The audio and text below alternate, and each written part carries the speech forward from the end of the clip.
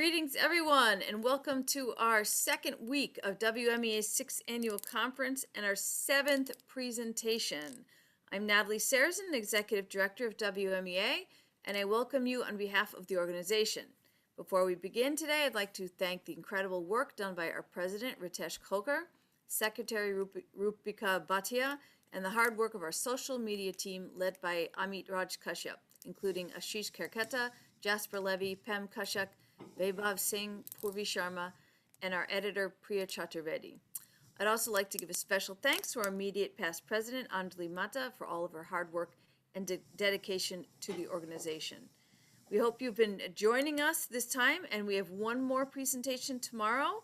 Carolina, who will talk about the voice. We haven't had that one yet. First, I'd like you to hear a word from one of our sponsors, the Australian Institute of Music, who is supporting us as an associate sponsor. They are also committing to workshops in the month of January, which you'll be hearing more about soon, on contemporary performance, music production, and composition by 3 of their senior faculty. So details will be available on our WMEA.in website very soon. So now here's a word from AIM.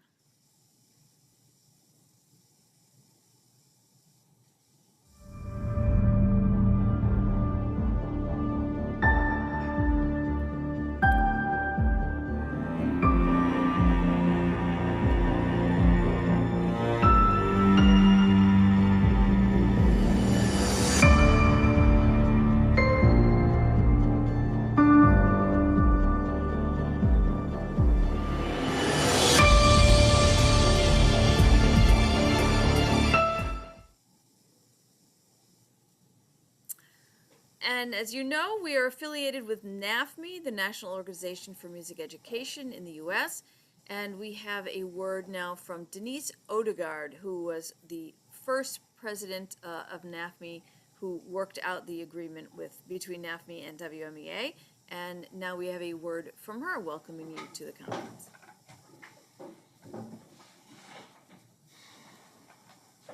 Hi everyone, I'm Denise Odegaard. I was president of NAFME 2016 to 2018, and right before I took over being president, I met with Natalie, your executive director, in Washington, D.C. to even discuss the possibility of starting WMEA, and I was very excited after that meeting to be able to plan to have this Western Music Association in India, and I attended a conference a couple of years ago where I could really see firsthand the work that your leaders have done. So Ritesh, your current president, Anjali, your past president, Natalie, your executive director, volunteers and staff members have done a great job to keep WMEA growing and to now be able to provide an online conference for you this year. So I'm honored to be able to join you in a greeting from NAFME this year, even though it's online and I can't be there.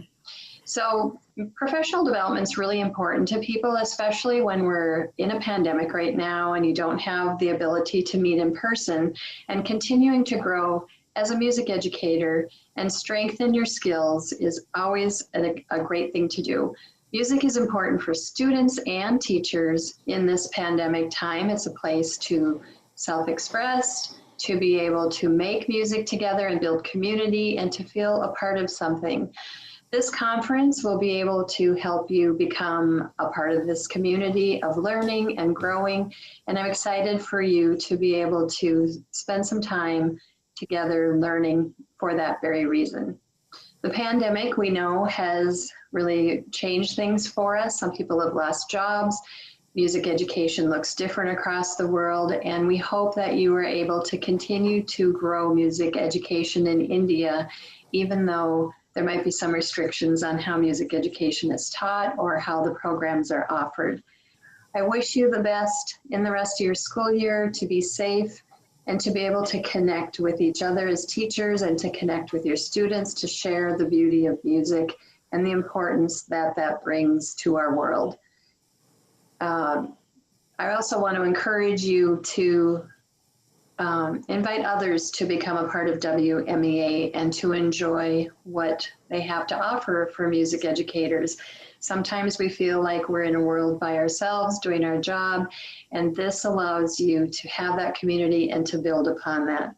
So I wish you the best for your conference. Know that your leaders have you in good hands, and you will enjoy just learning from each other. So I wish you the best in your conference and for a safe finish to the school year. Enjoy, everybody. Thank you. And now I'd like to introduce today's guest presenter, Uziel Colón. Uziel is an accomplished instrumentalist from San Juan, Puerto Rico, whose remarkable talent has earned him a well-respected name around the world. His credentials include working as a pianist, composer, arranger, and producer for a record label and indie artists alike, and he has also composed, arranged, and produced music for various television shows and commercial jingles. As a writer and contributor, Uziel authored articles for music publications in the U.S. and Latin America, and as a bi-coastal higher education professional, Uziel has taught multiple courses in jazz theory, interpretation, and composition. As Awards Department Genre Manager at the Recording Academy, Uziel currently works with music on executive level. In his 20-year career, his work has afforded him performances and experiences around the world throughout Latin America, Asia, and Africa. As a young piano protege, Uziel was recruited by the Berklee College Summer Program in San Juan, Puerto Rico, and offered a scholarship to study at Berklee College in Boston. An exceptional fledgling pianist, Uziel went on to earn a Bachelor of Music and Composition in 2003. Upon graduation, he enhanced his jazz studies by taking private lessons with the legendary Charlie Bonacos. As a performer, Uziel's talent ranged from brilliant piano improvisations in Latin jazz to commercial pop, from contagious rhythms of salsa to the soulful sounds of gospel. In 2012, Uziel completed a Master's of Music with a concentration in music production and film scoring, and currently lives in Los Angeles, California. It is now my pleasure to welcome our seventh speaker, Uziel Colón. Welcome. Thank you, Natalie, and thank you, Ritesh, for having me. It's really an honor and a pleasure. Let's go on with the journey. So let me share my screen.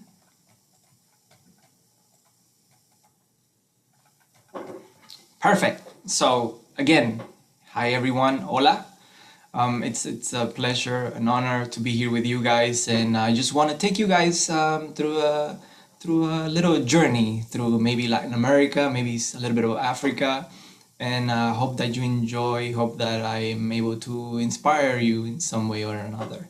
I title it Inside Latin Jazz. We're just gonna do really like a quick overview of Latin jazz, what it means, what it comes from, and what the clave, which I will show you guys in a second what it is, what the clave has to do with all of this, and hopefully inspire you to research further, look further, contact me in some way, and I'll be happy to discuss more into it, because of course the theme, the topic is so broad, and so much information, so much culture out there, so much legacy. So this is just a quick overview that I hope you enjoy. So let me start with a little video. So this is Latin jazz.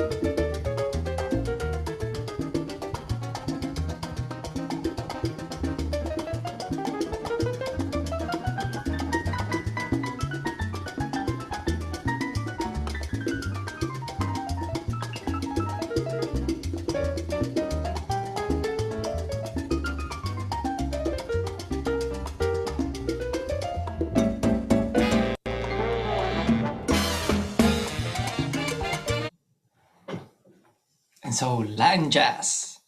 So first, it's important that for this topic, we quickly define what jazz is, since we're going to talk about Latin jazz. So there are some terms that I want to define for the purpose of this webinar, so we are all on the same page, right? So, what is jazz? Herbie Hancock said, jazz is about being in the moment. We can start there, right? Sid Caesar, famous actor, comedian, said, jazz is a beautiful woman whose older brother is a policeman, for whatever that means. I don't know. That's a little bit scary, maybe. Nina Simone, great singer. Jazz is a white term to define Black people. My music is Black classical music. An interesting way to think about jazz, right? Bill Evans, the great, amazing god of the piano. It bugs me when people try to analyze jazz as an intellectual theorem. It's not, it's a feeling. Yogi Berra, famous baseball player from the United States. Anyone who understands jazz knows that you can't understand it. It's too complicated. That's why it's so simple about it. And Louis Armstrong, of course, the great trumpet player, the legend. If you have to ask what jazz is, you'll never know. But of course, in the case of this webinar, we have to talk a little bit about it. So with no offense to Louis Armstrong and his memory. Jazz.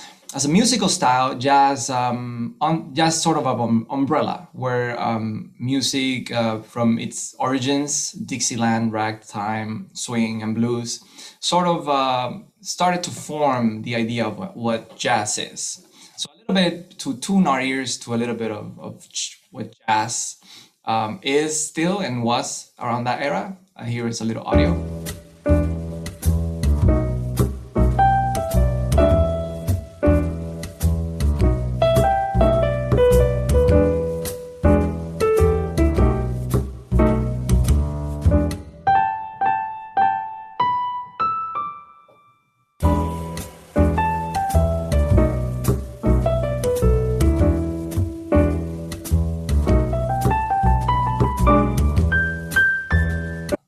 So when you talk about jazz, that's what most people have on their minds. That sound of the piano or saxophone, drums, bass, that sort of feel style. But there's more to it. Something that became very particular of the jazz style, if we can call it that way, is the swing eighths, right? If you count some sort of beat or tempo, speed, then usually when you write, especially in classical music, when you write 8 notes, they're pretty straightforward, right? So ta, ta, ta, ta, 1, 2, 3, 4, right? But in swing, in jazz style, there's this perception that the 8 notes sort of sound like triplet, sort of like a triplet. That is what you heard on the example before. So it's sort of like 1, 2, 3, 4, ta, ta, ta, ta, ta, ta, ta, ta, ta, ta, ta, right? The last 8 note is sort of delayed. In reality, it's not actually a very precise triplet, but it's some sort of feel in between a triplet and an 8th note. And that's what makes the swing style so magical, because that delay of the second 8th note is not something that you can put in notation. That's why if you're gonna write it, you just write it as regular 8th notes, and you just write on the music that it needs to have a swing feel to it. But again, it's not exactly. So that's one of the magical things that sprung out of the jazz style, the swing style, right? So jazz evolved into something else, started being some sort of style, some sort of musical genre, but it evolved, it became something more. So you can measure jazziness. I don't know if I should coin that word.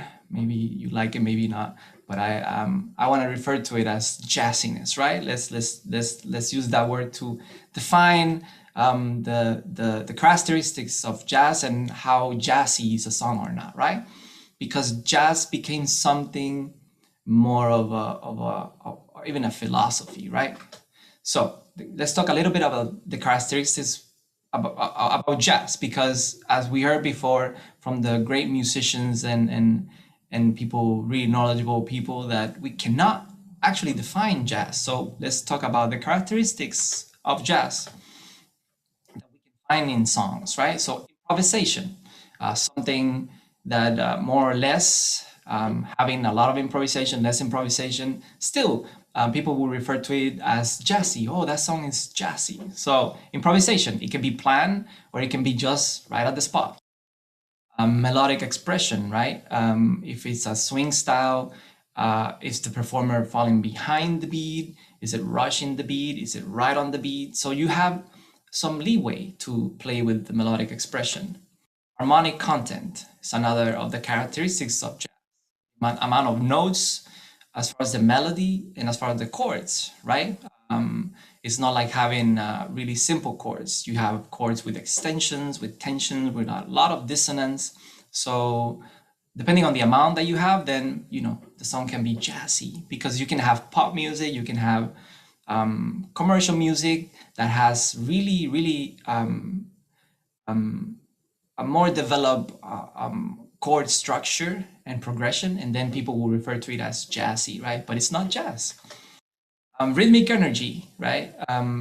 From any instrument, this can be measured by syncopation. So the amount of syncopation that a song has, people again refer to it as jazzy. So that's why the term jazz.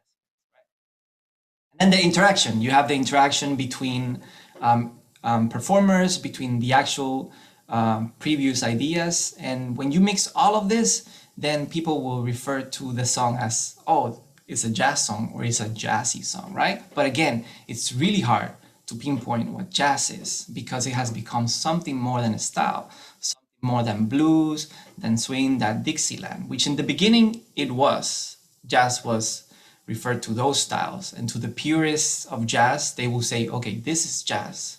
But jazz became something else, right? It became something more. It became freedom. It became freedom of ideas, freedom of chords, freedom of melodies. So everything that that I've showed you before is just synonymous with freedom, right? You are able to do basically whatever you want, you know, and express yourself. So that's why it's so important. Jazz, it became something else, and very important also to understand where it comes from, a little bit of it, right? It comes from a really sort of dark period in the human history, right? The colonization and then African diaspora. Because of this, a byproduct of all of this is that jazz came about because of the mix of cultures and musical styles. So it's a very important subject to bring up and to understand in a way, because of this is why we have jazz, and also why we have what we call Latin, right? So why Latin? Another term that we need to define in order to continue, right? Latin jazz, so we need to define Latin.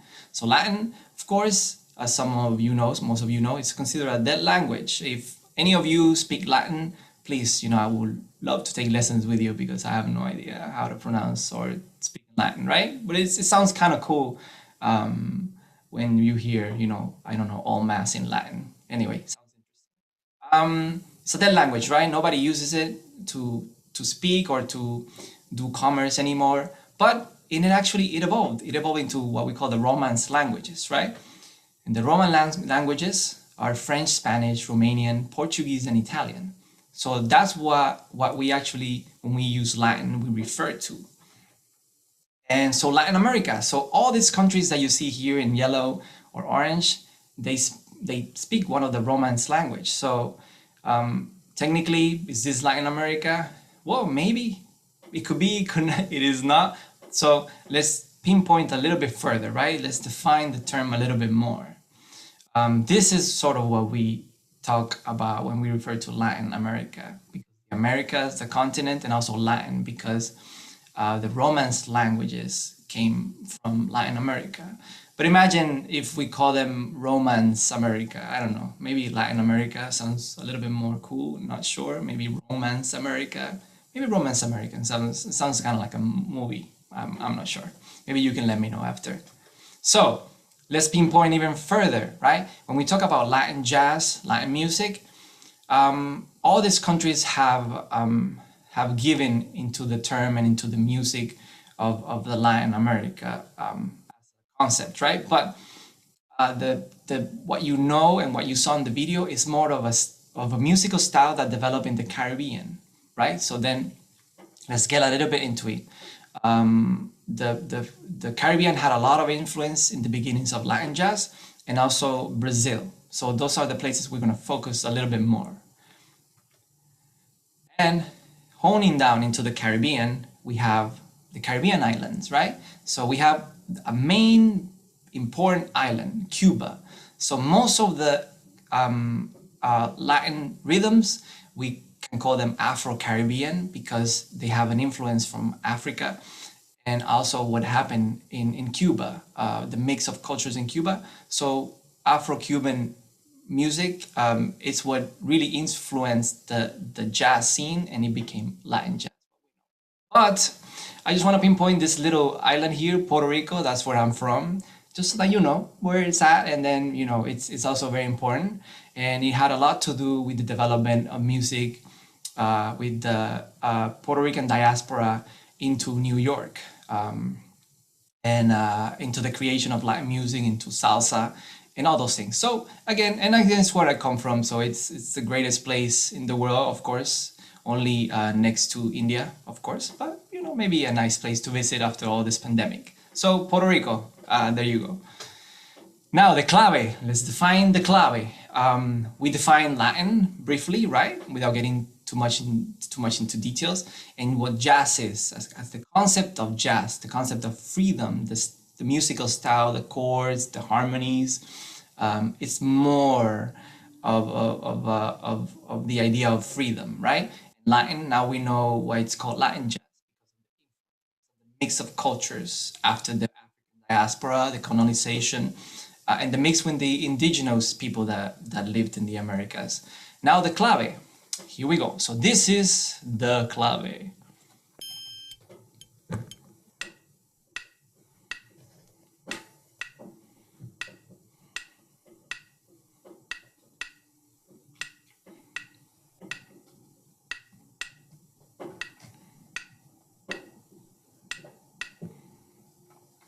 So that is the famous clave, and it gets played with those two wood sticks, which are also called clave. So the basic pattern, we call them 3-2, because if you put it in 4-4, you can see how there's 3 notes and there's 2 notes. So we call it 3-2 clave. Sometimes we call it 3-2 son clave, which is a musical style, but we won't get into it. So 3-2, as you can see, there's an area where there's tension and release. If you think about syncopation and about how the beats align, if you count 4-4, right? The little syncopation in the middle sort of throws off the rhythmic balance of 4-4 that is very straight, right? And then the second measure with the 2 is it's some sort of it really aligns with the beats with the 4-4, right? So we have a tension and release. So this magical rhythm, it's really the DNA of Latin music in the Americas, and a lot of things got developed on top of this clave. The origins of this clave are not 100% known, which is what happens with most music. Most music is a collaborative effect. It's a collaboration between musicians, between history, cultures, between who came before you. So it's sort of like science. It's always developing, always morphing into something else. So it's really 100% hard to pinpoint where the clave came from, but most people believe that it was born in the Americas because of the mix of cultures, again, from Europe, from the indigenous people that lived in the Americas, and also from the African diaspora, African influence, because different people from different countries, from different tribes in Africa, also were brought up to the Americas and forced to live together. So all those mix of people, culture, musical styles sort of gave birth to what we call the clave. Now, something very important about the clave as well is that we can twist the clave, right? We can have a 3-2 clave, and we can also have a 2-3 clave, right? So we can flip it. And I just want to show you guys how that affects the music. So I brought up really straightforward melody so that you can compare it with the clave, okay? So the first one is Ode to Joy from the great Beethoven, of course. And then it's the melody really straightforward on top of a 3-2 clave. So notice how the rhythmic clave aligns with the melody and how it sort of moves the melody in a certain way. Let me play that.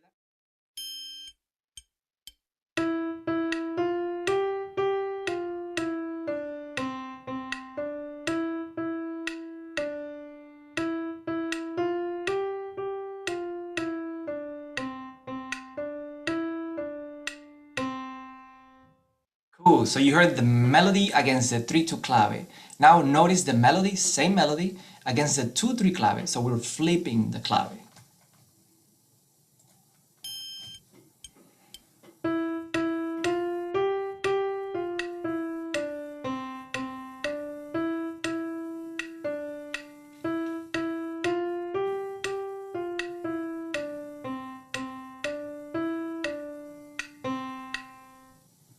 So it's really subtle, right? It's really subtle, but depending on which way you use the clave, the music flows in a completely different way. It gives another style to it, another flow to it. And based on how the clave is built are also the rhythms that go on top of the clave, which I'll explain to you in a second.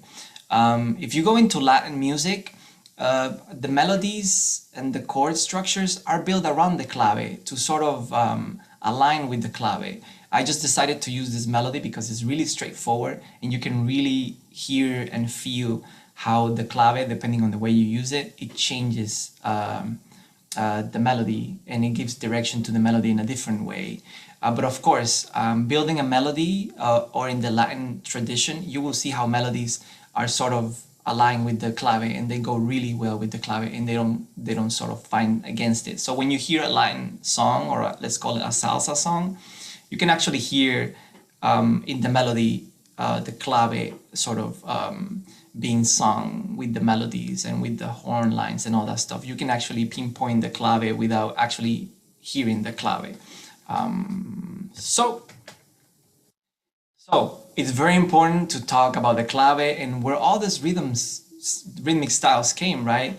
As I mentioned, they came from the African diaspora. And what we know as the African drum circle, right? So let's just really quickly define that because it's very important. It's very influential into the Latin music. So the drum circle, mainly from the West African tradition and tribes and people. So there's always that keeps the time, like the clave, right? There's always a timekeeper, which can be the clave or a campana, which I will show you in a second. Now, on top of the clave, which is the core of the music, there's a polyrhythmic melody going on in drums. So I'm talking about drums specifically. There can be 2 or more drums playing some sort of polyrhythmic rhythm that really syncs really well with the clave. In this case, we can translate it into Latin music into the congas, right? Or bongos, if you know what those are. Then on top of that polyrhythmic melody, which are called drums because the drums, there's a higher drum and there's a lower drum, so the drums are pitched in a different way. So on top of that, there's an additional pulse going on top of that polyrhythmic rhythm that goes again, syncs it really well with what's happening. And in this case, we can translate it into the Latin music of the Americas as that being the timbales, which I'll show you in a second as well. In the African drum circle tradition, there was always a soloist playing, interacting with the dancers, with the singers, with the other percussionists. So there's a leeway into changing the patterns of the congas, of the timbales, and even the campana. You can change a little bit and you can play with the patterns. Not too much because they have a tradition, they have some sort of rhythm that they need to play in order to sync in well with the other instruments. But there's some leeway to make some fills and to change it up a little bit depending on what's happening in the song.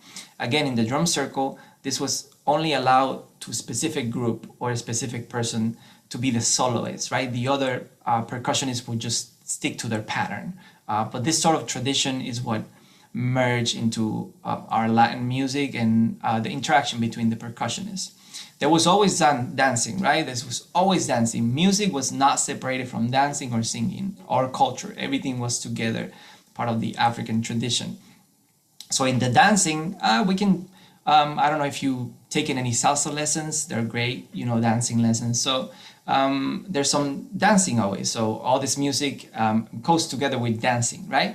And some sort of the percussionists will change their patterns depending on what the dancers are doing. So there's an interaction. There's always a dialogue between dancing, music, and the singers, right? And then the singing. In the Latin tradition, there's a verse and chorus, but there's sort of a call and response from the African tradition where the main singer will say something, and not necessarily there's a verse section and a chorus section like in pop music. In salsa, there's some sections where the singer sings something, and right away on the next couple of measures, there's a chorus, group of people that sings something back in response, or like something repetitive, while the main singer, just improvises lyrics and melodies on top of what's happening. So all this comes from the African tradition. That was very important. It just got morphed into something else in the Americas, with the mix of cultures, the mix of music. So, but it evolved from this tradition. So it's very important to talk about it. Now, timekeeper, the campana. So this is the famous campana.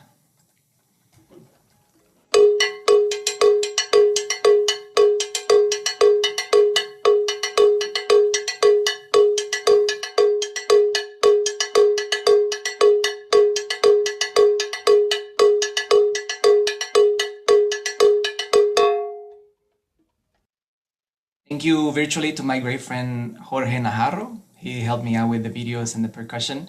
That's the campana. So very important because of the African diaspora, all these amazing people that were brought up to the Americas had so much knowledge, so much strength. So they found themselves without their instruments. So they had to build their instruments out of nothing, of whatever their environment had.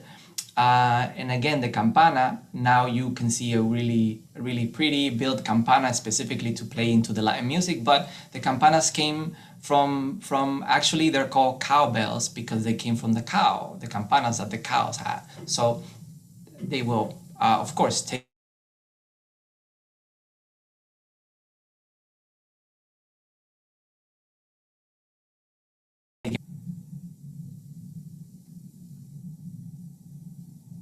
Okay, sorry guys, you can hear me, right? I go frozen for a second maybe. Great, thank you. So the campana. So the campana is the timekeeper, okay? And if you can hear the pitch is really loud. It needs to be the timekeeper because it can burst through all that percussion sounding, right? So that percussion can be really overwhelming, really loud. So you need something that can cut through all that is the perfect for it. So the timekeeper, there's always a timekeeper. Now the famous congas.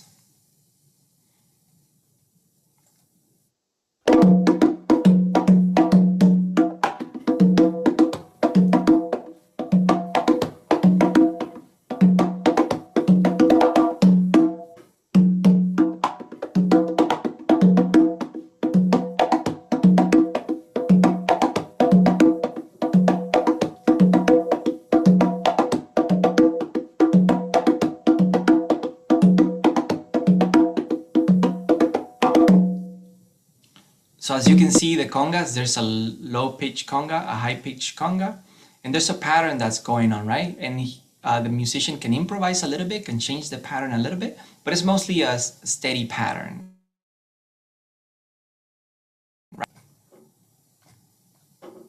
And this is the polyrhythmic melody that gets built on top of the clave and the campana. Now timbales.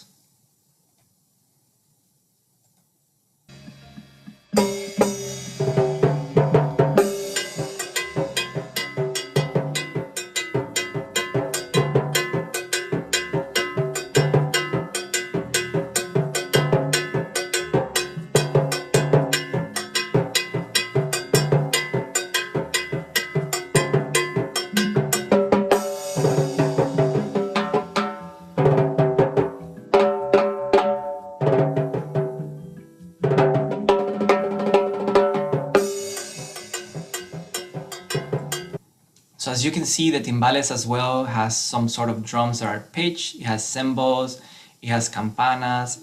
It has evolved into something else as well because of the tradition and the development of music. So this also gets added to the congas, to the campanas, and the patterns get mixed all together. But again, from the African tradition of having a clave, right, having a beat, something that keeps the time, something that delineates what's happening, the core. Then on top of that comes a polyrhythmic rhythm, melodic of drums. Then on top of that comes another one, and it's all layered on top of each other, playing syncopated patterns, but they all beautifully merge into something. So, and you will see in a second. So mambo, this is a musical style developed in Cuba, Afro-Cuban influence. And here I just want you to hear how the clave aligns with the timbales, with the cowbell and the congas. And notice how in the spaces that each instrument has, there's another instrument that plays on that space. So that is very important. There's a lot of syncopation if you play the instruments by themselves, but together they all merge beautifully, and they're like keys to a door, right? They're like a puzzle, jigsaw puzzle that you put together, and in the end, it's all this beautiful. It's a beautiful musical style. So let me show that to you. We'll start with the clave, and we'll go one at a time. 2, 3 clave.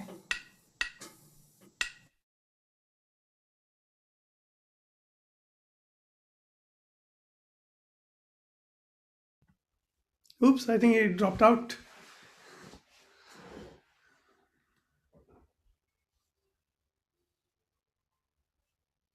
I think he should be back soon enough.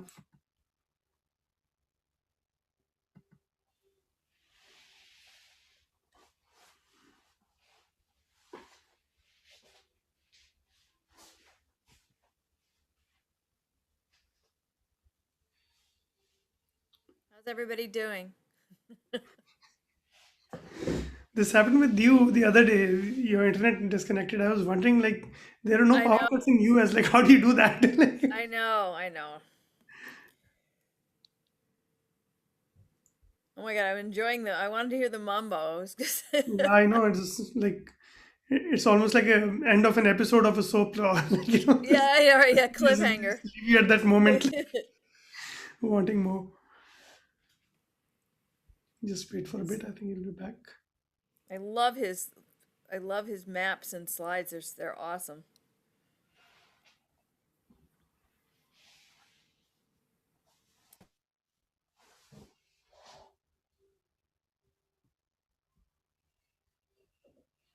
And by the way, if you people have not noticed, it was him playing the piano in the very first video that he played. That was him playing it. Wow. Wow. And he's going to be doing a extended session over 3 weeks in February.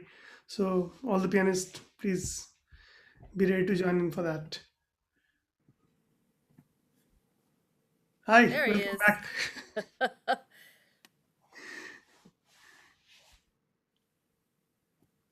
Oh, sorry. 1 second.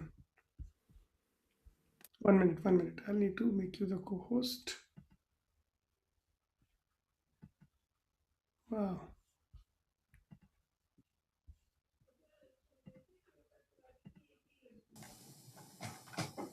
There you go. Can you guys hear me? Yes. Sorry, I didn't. I'm so sorry. We are at the mercy of the internet gods. I came to the office actually so that the internet could be better. But again, I mean, I'm just praying to the internet gods that they let me continue. So we're almost there. We're halfway through. So just bear with me and apologies again. I'm sorry. Please. Okay, let's continue. Let me set this up.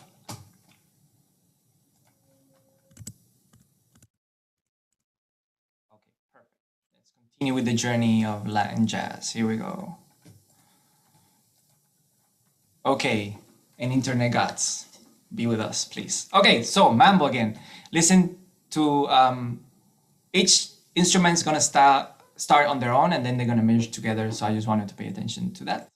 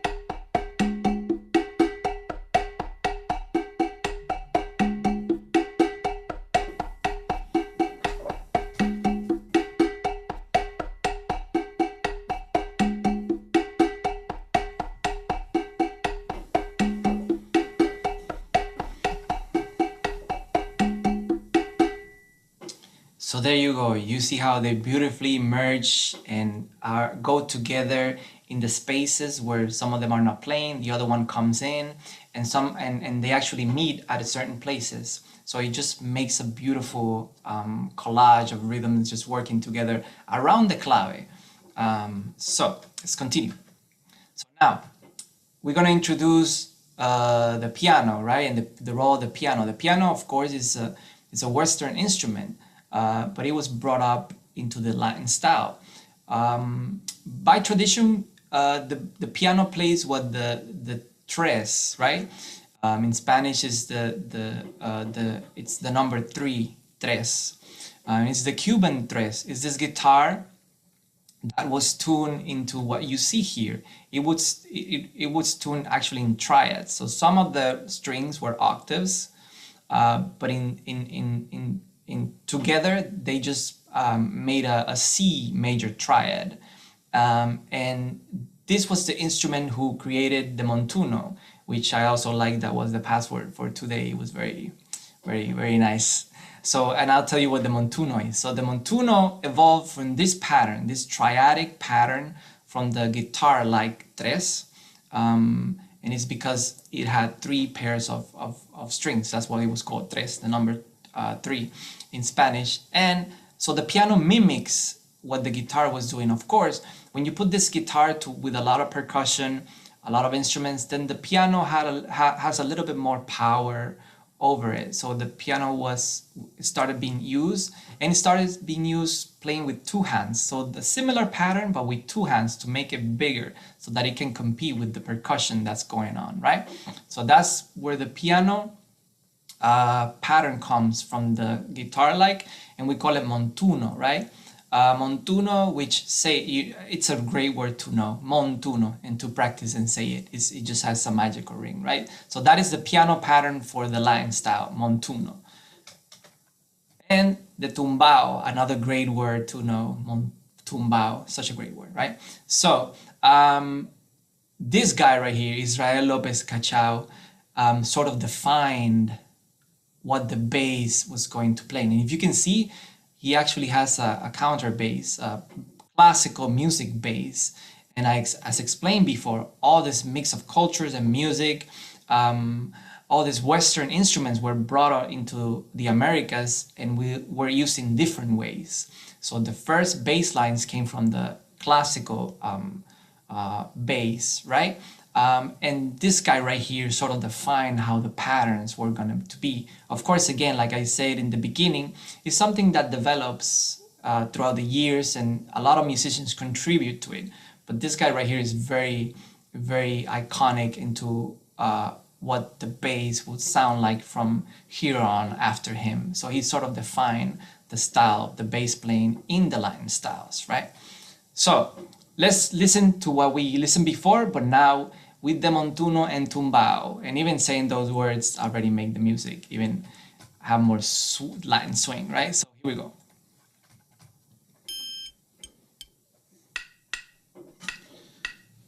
We'll go in the same order, and then we'll add the bass and piano.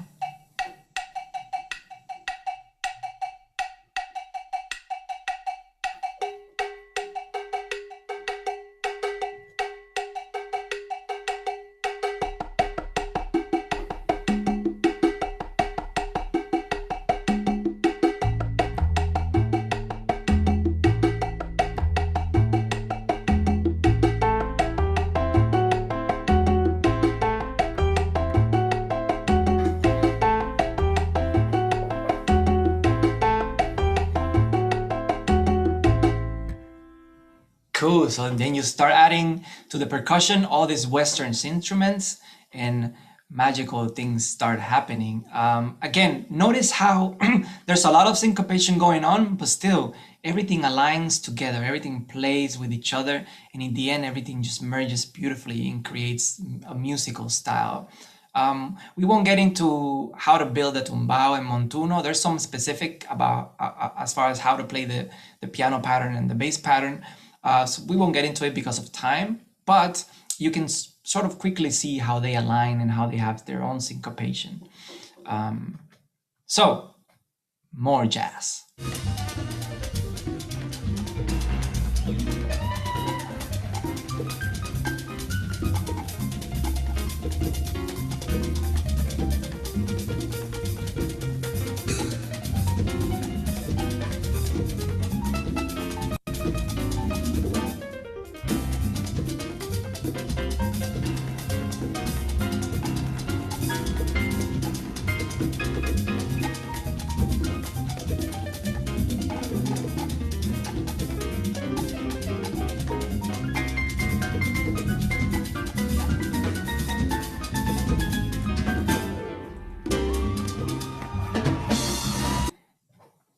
And there you can see how all those rhythms, all that music, all those Latin rhythms start mixing with what was known as jazz, all those harmonies, and they start creating what we now know as Latin jazz, right? So a brief history for you guys that are taking notes, so you can pinpoint and just note down the beginnings of what we know as Latin jazz, right? So early in the 20th century, the Jelly Roll Morton, a famous pianist, called it the Spanish tinge. So right from the 20th century, 1900s, there was the Spanish influence going around, right? The Latin music going around. So the Cuban habanera was used in a blues by W.C. Handy's, really legend in the blues music. So 1914, so really early already, there was a mix of cultures happening, right? Juan Tizol composed the famous Caravan. Not sure if you guys are familiar with the song Caravan, a great jazz standard, Caravan. By the way, Juan Tizol is Puerto Rican. I already told you I'm biased. I'm from Puerto Rico, so it's great to know, great thing to know. Machito and the Afro-Cubans Orchestra was born in the 1940s, very important for the Latin jazz movement. Dizzy Gillespie and Chano Pozo composed the hit Manteca. It's another very important, iconic song in the Latin jazz history, Manteca. Then Tito Puente, I bet everybody in the universe, even the aliens, know who Tito Puente is, right? So Tito Puente, it's, there you go, 1948, the famous Tito Puente. The Tito Puente Orchestra comes to the limelight. And Brazilians, Bossa Nova, which we'll see briefly in a second, we will talk a little bit about it, enters the US scene in the 1960s with people like Stan Getz playing in saxophone Bossa Novas by Brazilian composers. So all this contributes to the Latin jazz scene and style. Especially in New York, New Orleans, there was always some interchange of cultures and music, but this is sort of where you can pinpoint the Latin jazz music or the mix of Latin music and jazz, where it started. The rest is history. That's why I'm here today, right? So really quickly, so blues progression. This is a standard 16 bars blues progression, which is mainly the 1 chord, the 4 chord, and the 5 chord, right? And it has a specific progression. First, you play the 1 chord, then you go to the 4, then you go back to the 1, and then you sort of follow that progression, and then it keeps going on forever and ever until you just get tired of improvising and you just need a break of food or water. But this is very important because this is the base, the foundation of jazz, of blues, right? This specific progression, and a lot of songs developed on top of this progression. So I use this progression as a formula to sort of enhance or change Beethoven's song.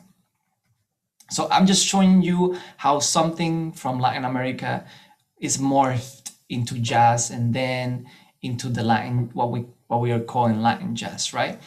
It's all about the harmonies, the harmonic content, the melodies, and then adding the Latin styles of music. And then that's what makes the music Latin jazz, let's say. So let's hear this new reharmonization of the Beethoven's Ode to Joy.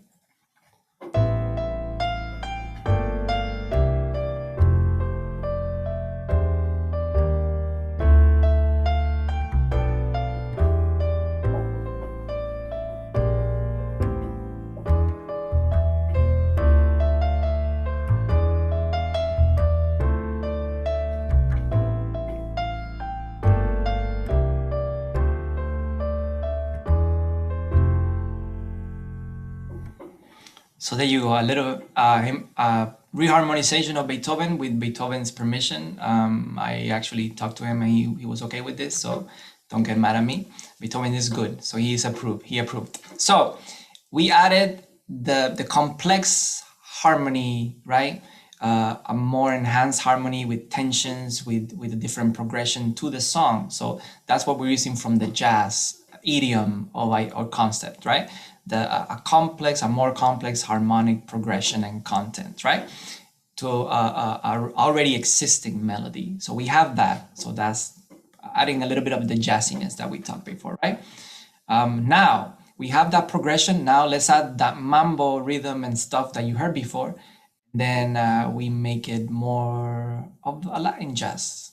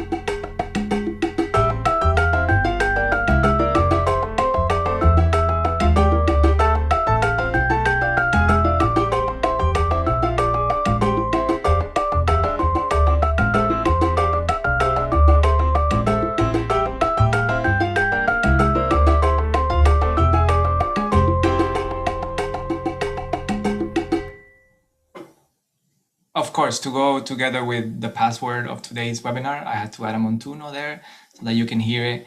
So, as you can see, if you have knowledge of how the rhythms sync together, you can just add them to basically anything. So the knowledge gives you the power to just work through a song. It can be an original. In this case, I wanted to add it to a song that you guys already knew, sort of knew, so that you can see how it can change the flow of the music and of the song, right? But it can be an original as long as you know how the rhythms work, how the patterns work. You put them together, you start adding chords, harmonic contact, melodies, and then you can build something that's considered Latin jazz, right? There's no other than just the styles of music from Latin America, and then the ideas of jazz that we talked before, right? So this is Ode to Joy as a mambo. Now, let's go briefly to Brazil. So this bossa nova comes from Brazil, and the same cultural things that were happening throughout the Americas were happening in Brazil as well. The mix of cultures, the mix of musics, and if you can see the Brazilian clave for the bossa nova, it's really similar to the clave that we saw before. Sometimes it's called the son, S-O-N, son clave. So again, the same rhythmic core, but maybe with a slightly different concept or a syncopation, just because it was born in a different country, right? But still has that African influence. And here below you can see some sort of percussions from Brazil.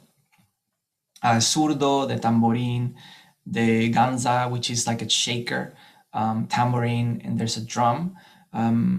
Important to know, we talked about the African diaspora. So depending on where they were brought into, they work with what they had. So each country, based on their culture and their environment, developed different instruments in order to play the music that they knew or that they developed in each country. So you will see how Latin America is really connected because of their history and their common past. But in each country, something different happened, something different developed, because the indigenous people had a different tradition. The African diaspora, the people brought to that country, were from maybe different places. They were in a different environment. So the music styles are similar, but slightly different. And here you have the bossa nova that was born in Brazil. So let's hear the same Ode to Joy, but in bossa nova style from Brazil. And again, you will hear the rhythms coming one at a time. Nope, not yet. Here we go.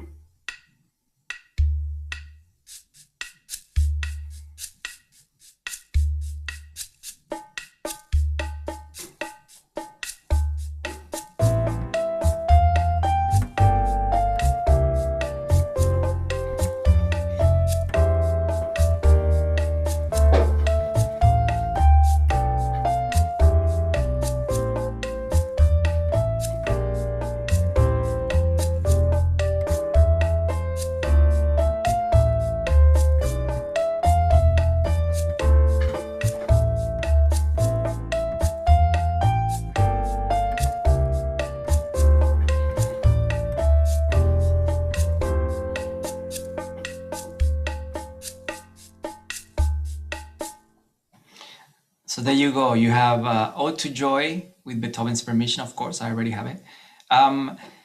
In Brazilian bossa nova style. Again, the same harmony that I used before that I showed you, I just changed up the rhythm and I changed up the rhythm of the piano, of the bass and the percussion. It just creates a different environment, a different style of music, right? But still the same core melody and chords.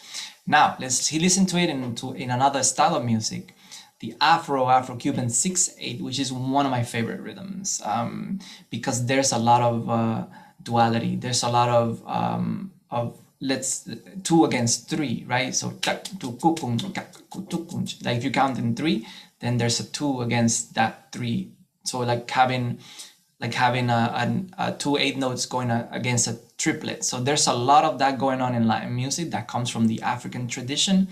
And basically, you can sort of pinpoint the swing style of the jazz era coming from this duality of the 2 against the 3, which is very, very African.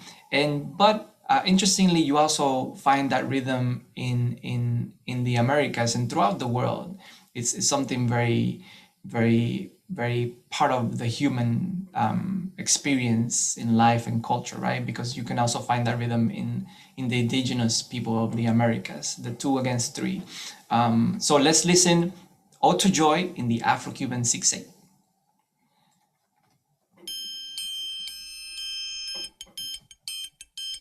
And and here the clave. The clave again is very similar.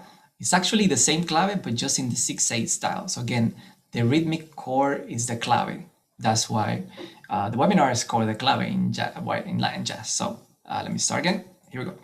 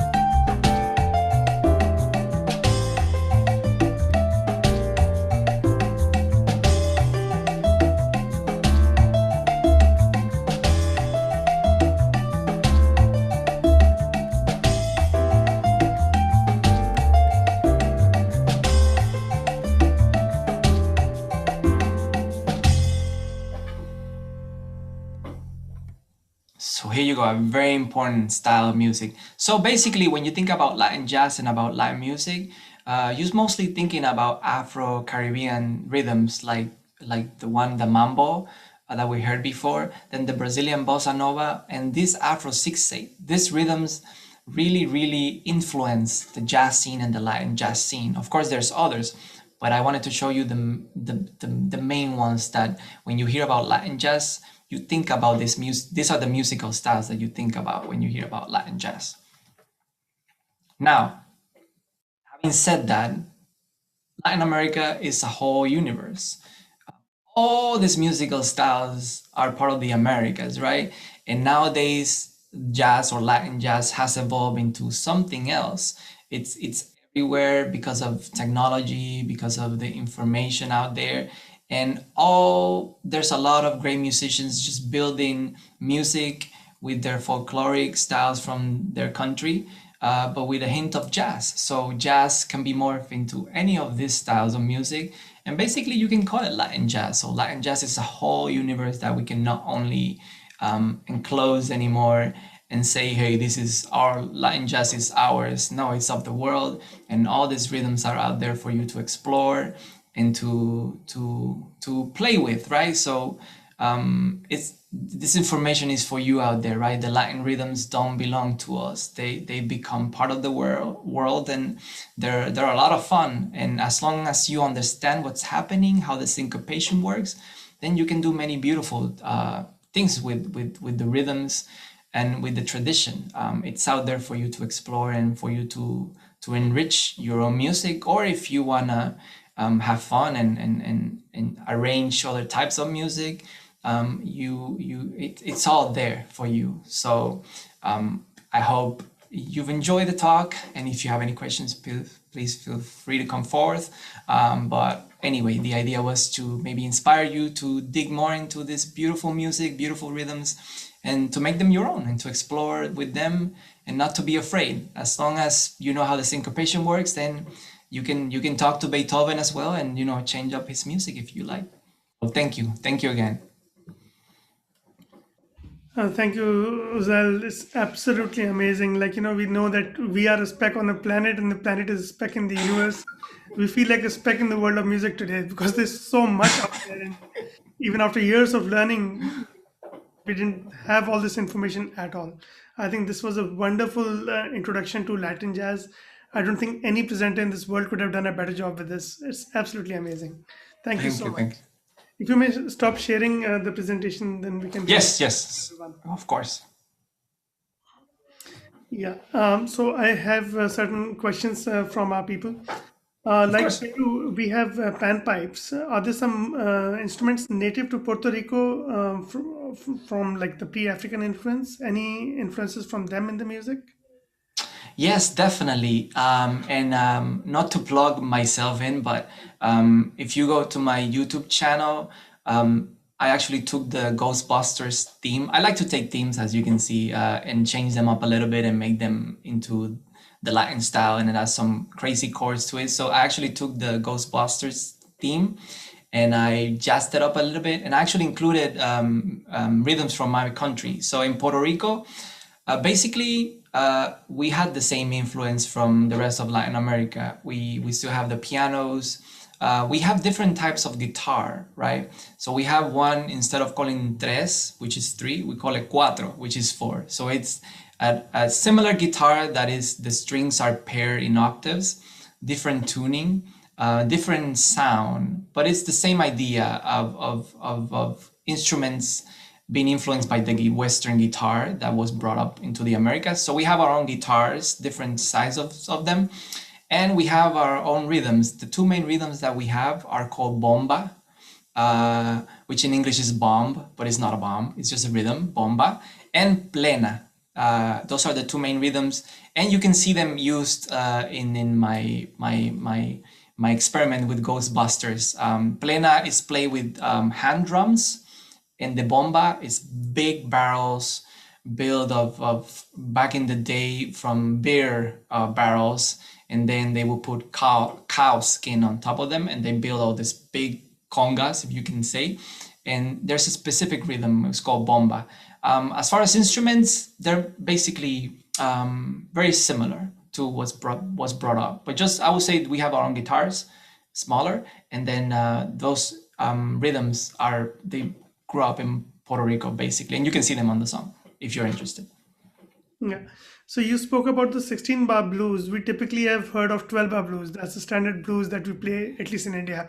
So is this something specific to Latin jazz, or is there something else to it? So very, very good question. Yes, the most known is the 12-bar blues. That's the one that everybody knows. Now, there's an enhanced to it, which is the 16-bar blues, which is not that well known, but it's part of the jazz tradition. I just specifically used it and I borrowed it because Beethoven's main theme has 16 bars. So I decided to use that one. But no, it's part of the jazz tradition. It's just the most common one is the 12-bar blues. But there is a 16-bar blues that even some of the jazz greats have used it, but it's not that common. But of course, I use it to my advantage because Beethoven's theme is 16 bars. Right. Okay, I'll club 2 questions into one. I think they're pretty closely related. First is how does one start learning jazz?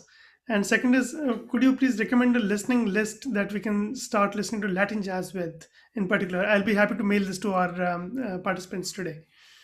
Sure, definitely. Hey, nothing more that I would love that to share with you, the people that I grew up with and that I admire. So definitely. So you have a list coming up your way. With tons of great musicians and music. As far as jazz? Yes, jazz. So that is a great question. And as you can see right at the beginning of my talk, it's such a broad concept and such, I would say the first thing is to lose the fear, right? And to jump into the pool, into the great universe of jazz. So there's a lot of things that you can do to start with. It's of course a broader topic, but first of all, lose the fear of jazz. It can be very overwhelming because it has, maybe we can say it has a stigma around it, that only certain people play it or this and that, but not at all. It's just we all have improvisation in us, right? We improvise with language, we improvise even walking, we improvise because if we know we would trip on ourselves and we will fall, right? We don't want that. So it's part of us. Improvisation is part of us. So you just have to lose this mindset that is only for a few people. And then that's the first step. Lose the fear and just jump into it.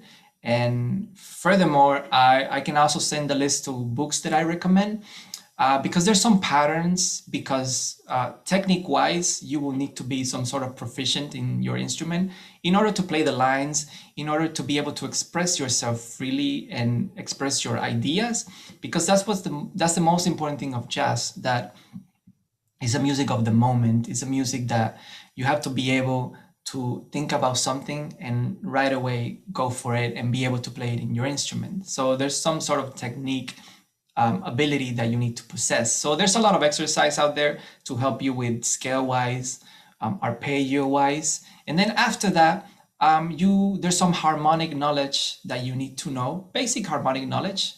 My good advice is to start with the blues, right? Since the blues has 3 chords, then you can start using the blues scale, which is a specific scale. I can send you more information.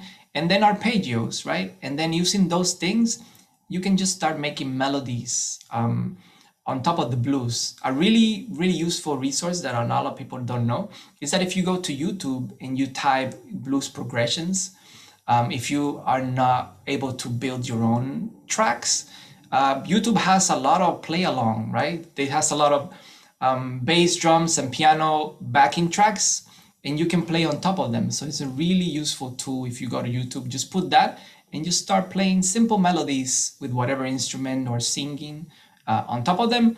And then just start exploring, just start losing the fear, just start expressing yourself. And then of course, I can send you some books and you can get more into it. But the basic thing is to lose the fear and just be yourself and then express yourself. Before I ask the last question, I must let everyone know that Uziel has agreed to do a longer workshop with us on how to start improvising with jazz. So I think that is a best place to start. This is not very far. I think you should practice all your scales and arpeggios for the next 2 months and doing it. You have time to practice your scales and your harmony, so you're ready. To prepare for this workshop, and here he comes with it, right?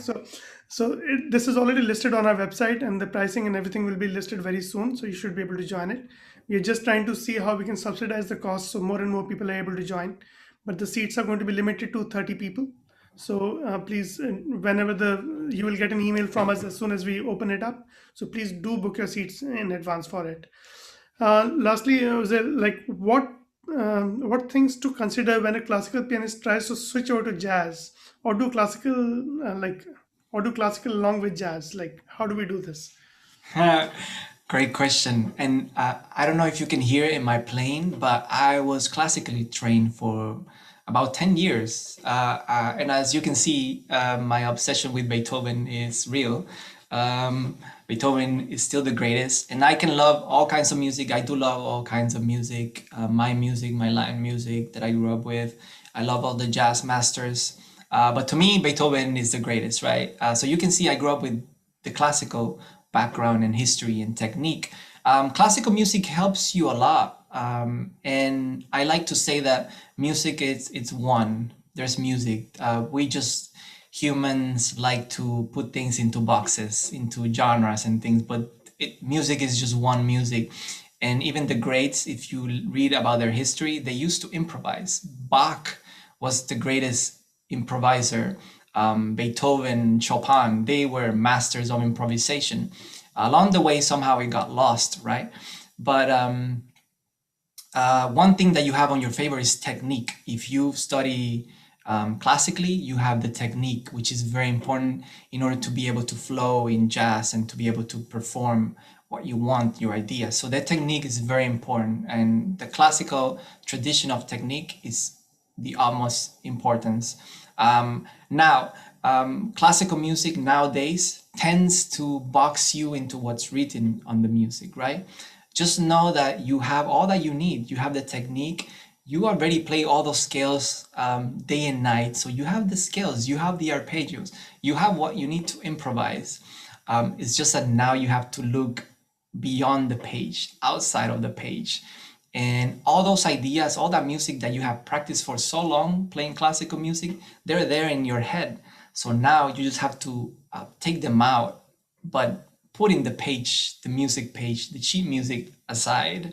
So just know that you have all that you need, okay? So you have all that you need.